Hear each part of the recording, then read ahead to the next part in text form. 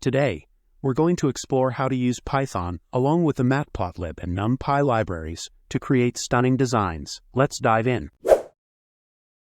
First, we create two files, main.py and spiral.py. In our spiral.py, we'll be writing the core logic of our design. This is where the magic happens. We'll be using two powerful Python libraries, Matplotlib for plotting our design, and Numpy for numerical operations. Our first step in spiral.py is to import these libraries. Next, we'll create a function called create_spiral. This function will generate a spiral pattern. It's like our own personal artist, painting with numbers. We'll use Numpy to create an array of angles and radii. These represent the positions of the points on our spiral. Then, we'll convert these polar coordinates into Cartesian coordinates, which are easier to plot on a standard graphs. We'll move on to main.py, where we'll use our create_spiral function and bring our design to life. We'll use Matplotlib's scatter function to create a scatter plot of our points in main.py.